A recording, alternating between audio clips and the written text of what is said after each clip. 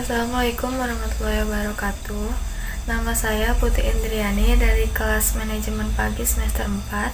Di sini saya akan meresum materi yang telah disampaikan oleh Bapak Fauzan MS MAKT tentang akuntansi perusahaan manufaktur. Yang pertama, saya akan menjelaskan tentang definisi dari perusahaan manufaktur. Manufaktur adalah suatu cabang industri yang mengaplikasikan mesin, peralatan, tenaga kerja, dan suatu medium proses untuk mengubah bahan mentah menjadi barang jadi yang memiliki nilai jual. Perusahaan manufaktur di sini adalah perusahaan yang mengelola bahan mentah atau bahan baku menjadi barang jadi. Selanjutnya, saya akan menjelaskan tentang perbedaan perusahaan dagang dan perusahaan manufaktur. Perbedaan perusahaan dagang dan perusahaan manufaktur adalah dalam hal cara memperoleh barang yang akan dijual.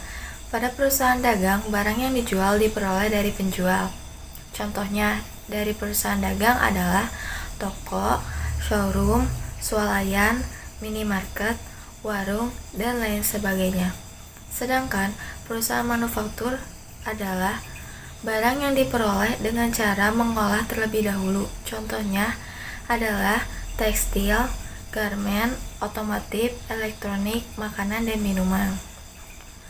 Persediaan barang dalam perusahaan manufaktur terdiri atas 4 klasifikasi, yakni persediaan bahan baku, persediaan bahan penolong, persediaan barang dalam proses, dan persediaan barang jadi. Selanjutnya ada masalah yang sering dihadapi oleh perusahaan manufaktur.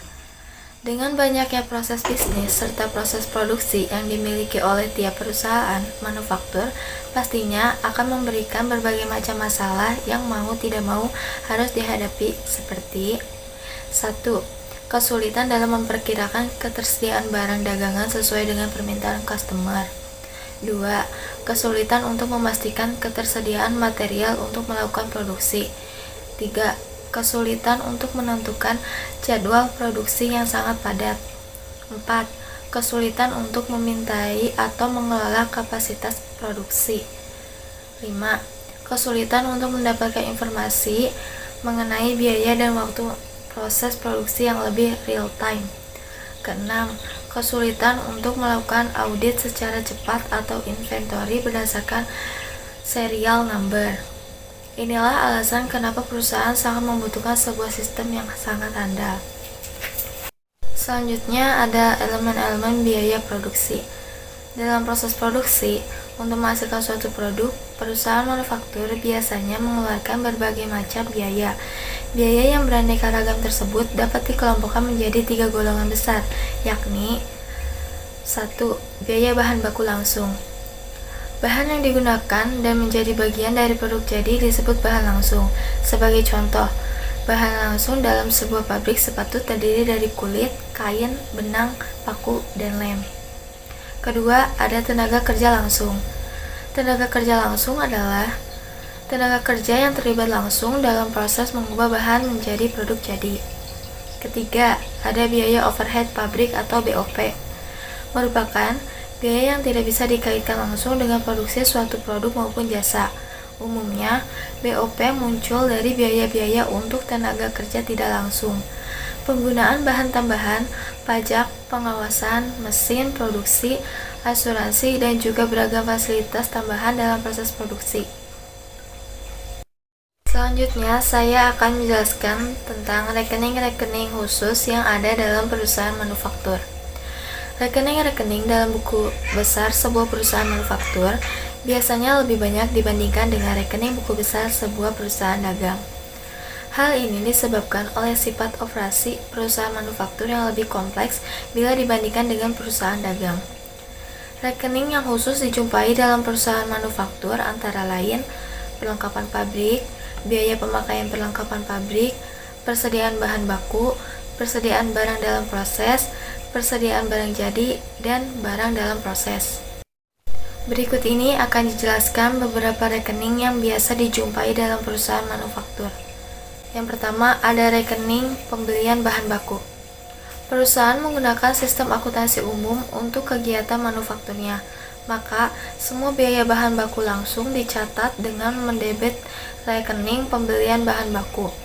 Apabila perusahaan menggunakan sistem voucher, maka dalam voucher register bisa disediakan kolom khusus untuk pendebitan ke dalam rekening pembelian bahan baku.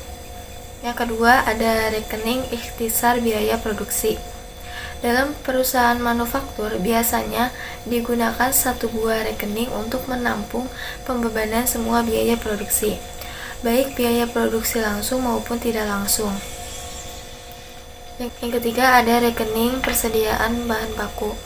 Perusahaan menggunakan sistem akuntansi umum, maka persediaan bahan baku ada dalam persediaan yang ada di gudang harus ditentukan dengan cara perhitungan fisik atas persediaan.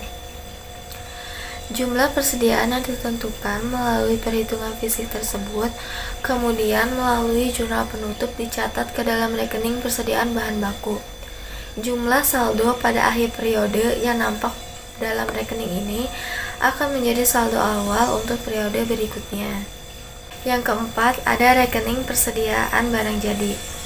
Persediaan barang jadi dalam perusahaan manufaktur hampir sama dengan persediaan barang dagangan dalam sebuah perusahaan dagang. Keduanya merupakan barang yang sudah siap untuk dijual. Perbedaannya ialah bahwa persediaan barang dagangan diperoleh melalui pembelian, sedangkan persediaan barang jadi diperoleh melalui proses produksi.